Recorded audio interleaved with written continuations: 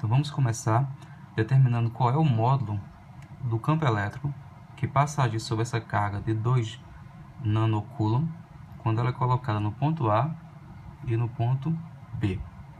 Então quando ela está no ponto A, passa a agir sobre ela uma força 1 que tem intensidade de 4 vezes 10 a menos 3 newtons. Quando ela é colocada no ponto B, ela fica sob influência de uma força de 8 vezes 10 a menos 3, uma força F2. Então a gente vai agora calcular qual a intensidade do campo elétrico nesse ponto e nesse ponto. Como a gente sabe, a intensidade do campo elétrico é a razão entre a força que age sobre a carga de prova e a carga de prova. Então, com relação ao ponto A, a intensidade do campo elétrico A vai ser igual à força 4 vezes 10 a menos 3 dividido pela carga.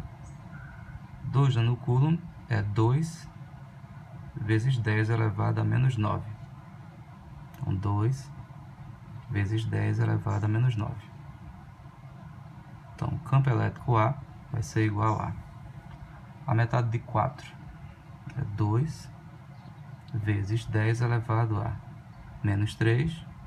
O 10 a menos 9, ele vai passar para a parte de cima da fração, para o numerador. Quando isso acontece, o seu expoente, que é negativo, fica positivo. E a gente encontra o valor do campo elétrico em A. É 2 vezes 10 elevado a 9 menos 3, dá 6 newtons por coulomb. Então essa é a intensidade do campo elétrico A. Agora, a gente vai determinar qual é a intensidade do campo elétrico em B. Com relação a B, o raciocínio é o mesmo. A força 2 dividida pela carga. A força 2 ela é de 8 vezes 10 elevado a menos 3, dividido pela carga 2 vezes 10 elevado a menos 9, né? Que é a unidade de nanocoulomb, 10 a menos 9. É o valor do nanocoulomb, né? O significado dele. É uma potência de base 10 elevado a menos 9. Então, o campo elétrico em B será igual a metade de 8, que é 4, vezes 10 a menos 3, vezes 10 elevado a o menos 9, 10 a menos 9 sobe, fica positivo, e o campo elétrico em B é igual a 4 vezes 10 elevado a menos 3 mais 9, 6 newtons por coulomb. Então, esses aí são os valores de módulo do campo elétrico em A e em B. A questão também pede que você determine qual a direção e qual é o sentido do campo elétrico. Bom, com relação à direção, vamos lá. Vamos desenhar aqui a esfera carregada. Então, o que vai acontecer? Bom, a direção do campo, ela será a mesma da força, ela vai coincidir com a força.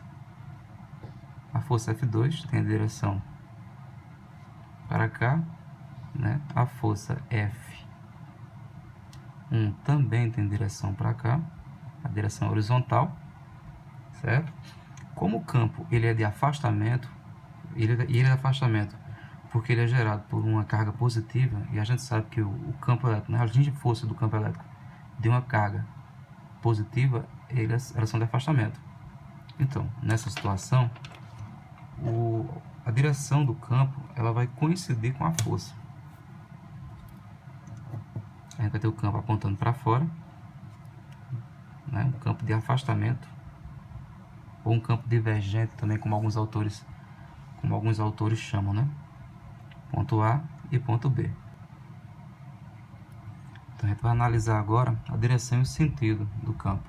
Com relação à direção, a gente percebe que a direção ela é idêntica à da força, porque o campo é gerado por uma carga positiva e as linhas de força de uma carga positiva são linhas de afastamento. Então a gente vai ter o campo coincidindo exatamente com a força, né? A direção que o campo aponta, que aqui é a direção horizontal. Que o sentido de cada vetor, né, ele vai coincidir também com o da força. E graficamente a gente pode representar assim, com esse formato.